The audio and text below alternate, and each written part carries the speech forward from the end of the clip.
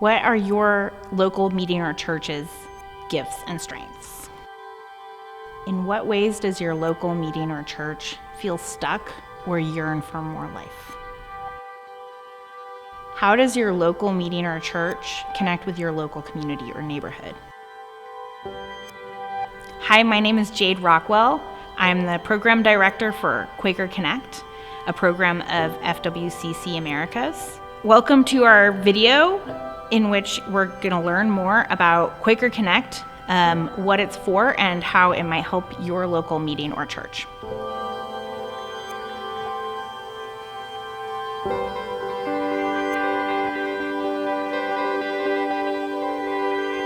We know that in the most recent census in 2020, conducted by FWCC Americas, we found that 24% of Friends meetings and churches in the United States had closed within a 10-year period.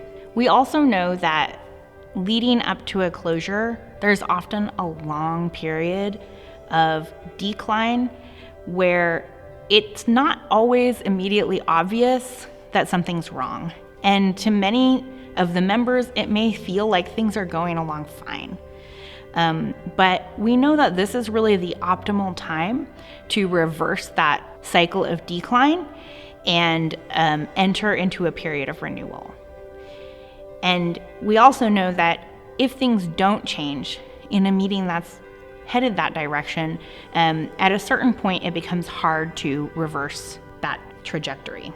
In much of this decline period, renewal is still possible, and it's possible by returning to a discernment process where the meeting looks at what's going on around us, who is our neighbor, and what are we really called to do right now.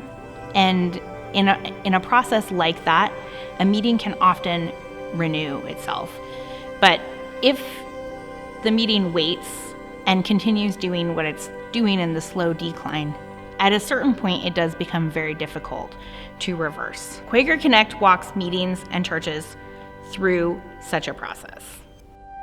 We tend to think of our meetings as institutions maybe, but they're really living things. And like all living things, they had a moment that they were born, a period of growth, they enter a period of stability, and then they enter a period of decline, aging, and eventually death. And even scripture tells us that the things of this world are passing away. But unlike human beings, our meetings can change this process. I think it's helpful to think of our meetings maybe more like how we think of an ecosystem, that there's always new life that can come into a meeting. And when a meeting is balanced, is balancing sort of change with some stability, we can renew and start that process again. What are some of the signs that we see in a meeting that's experiencing decline? We may find when we're experiencing decline that we remember with a lot of fondness and a lot of joy things that happened in the past, but we don't experience the same level of excitement and energy around our present or our future.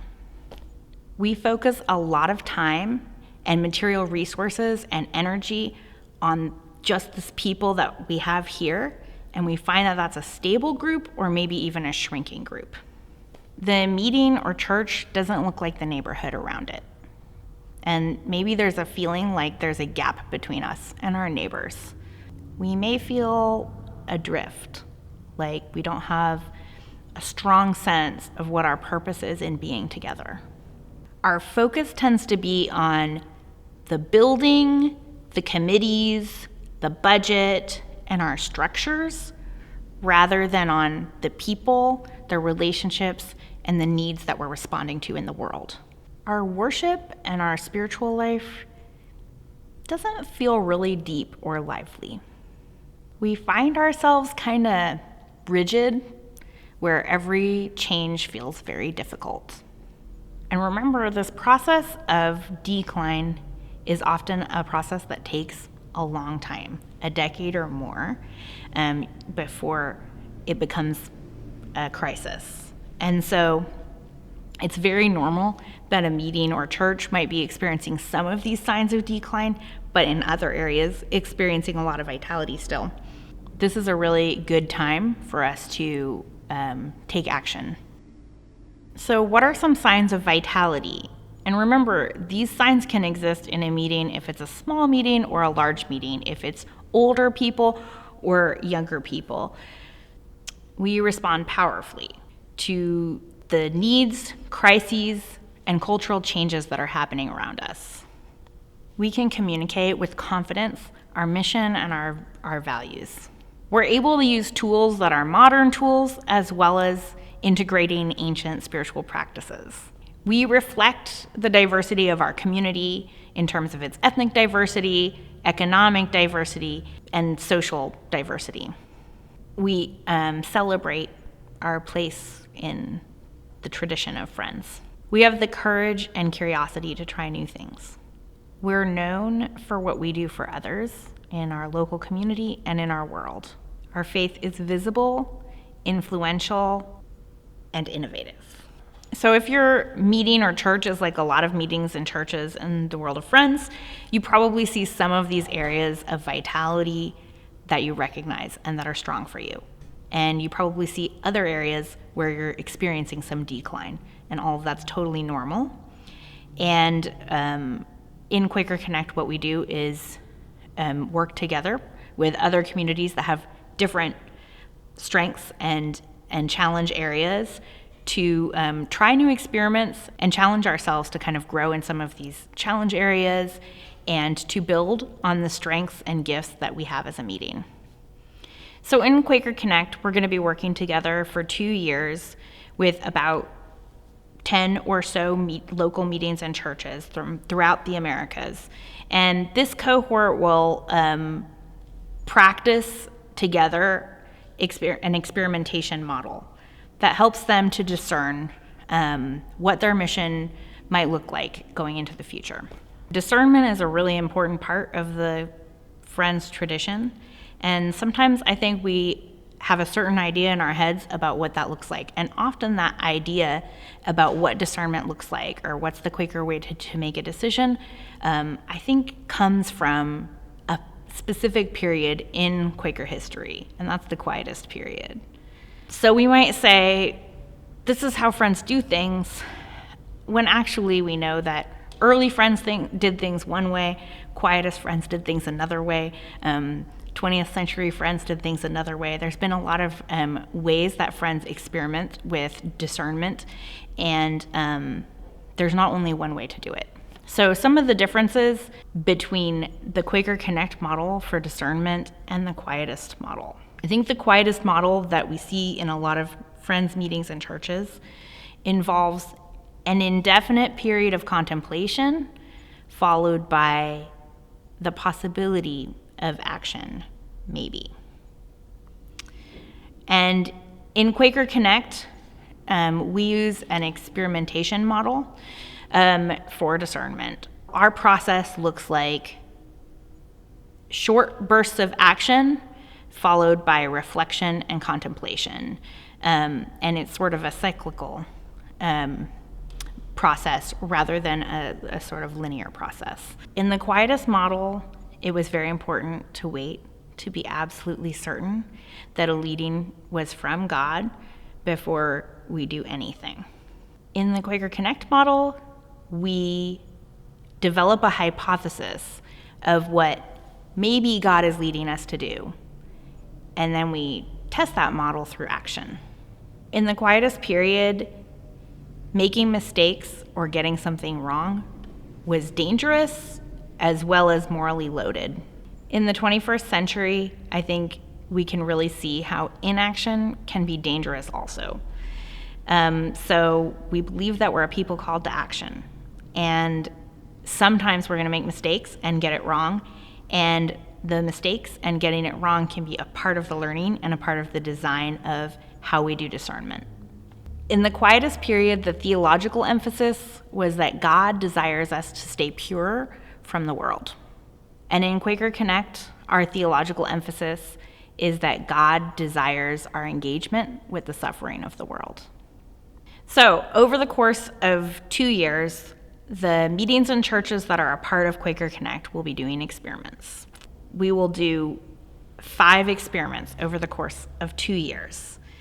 The experiments are going to be something that is chosen by your local meeting or church through a spiritually grounded discernment process. It's not going to be a set of activities that are assigned to you.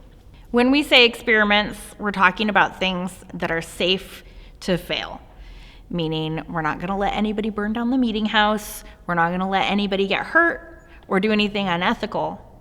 But what we will do is some things that might be challenging and that might give your meeting an opportunity to try a leading or try something new in a way that's low risk. The experiments will be spiritually grounded, but also practical in nature, and will take place in the sort of space where your meeting meets the community that you're a part of. So a lot of times we get leadings in a community and the leadings never go anywhere. They either never leave the person who had the leading or they die in committee. To become a ministry, a leading needs reflection. It needs to be aligned with the heart and with spirit, and needs to be tested in that sort of a way of, does this fit with who we are and our values and who God is calling us to be?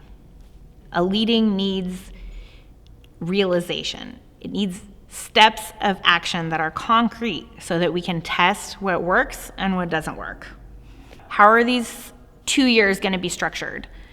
In the first 6 months, we're going to be doing mini experiments. Starting small, these are going to be things that help us to learn about the theme or the area that we're exploring.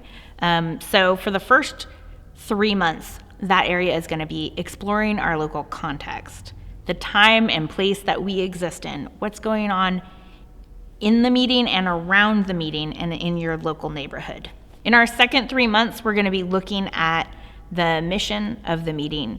So we'll start by looking at the spiritual gifts that already exist within the meeting's material and physical resources and practical resources, and who is missing from the community that we would like to see be welcomed. And thirdly, we'll be preparing for change in our meeting and getting ready to kind of take some of those change steps. So these first 6 months are really about preparing the ground for the experiments that are going to come. And then the 18 months that follow are going to be doing those experiments, working with a congregational companion who will support your meeting in your discernment as well as in your evaluation of how things are going with those experiments. So you'll have the chance to try a number over the course of that 18 months, and you'll be doing this in a cohort of other people who are also trying experiments, and you'll be learning from what other meetings are trying out as well. What is an apprentice in Quaker Connect? An apprentice can be anyone from your meeting or church that feels called to be a part of this work, and they're kind of going to represent your meeting or church in the cohort. We'll have 2 or 3 apprentices from each community. When we talk about apprentices, we're talking about people who are learning through practice. And specifically, they're learning the practices of a tradition. And for us, that tradition is the Friends tradition. Although we may practice the tradition of Friends in different ways in our different types of meetings, we're all apprentices of some branch of that tradition. Who are the congregational companions? The companion is somebody who's going to be available to your meeting, matched with your meeting specifically, to offer spiritual care and support, as well as kind of like coaching in the sense that they're helping you move through the process of your questions, of your goals, and translate that into your next steps. The companion's role is not to tell you what to do or to determine the course. The apprentices and your local church or meeting will be determining your own course. When we talk about Quaker testimony, we're talking about what we do, not just what we talk about. And we know that a really strong meeting is not just a place where someone will say, oh, I talked to the friends and they said that there's that of God in everyone. It's what they think. But that actually we have that experience of when I'm with these people, I feel that God is real because I see God at work within them and I feel God at work within myself. And that's the experience that we want to build. If you think your local friends meeting or church is ready to try some experimentation with broadening and deepening your local connections, we want to hear from you. You can share this video with a committee or with your whole meeting if you're discerning about applying together. You can also sign up to get more information on our website. And if you have questions, you can email me directly and I'm happy to answer your questions. We think of Quaker Connect as a laboratory for 21st century Quaker ministry, and we invite you to join us in experimenting and trying out some new things for your future. Thank you for watching this video. We're excited to hear from your meeting and how you see Quaker Connect being a part of your next steps.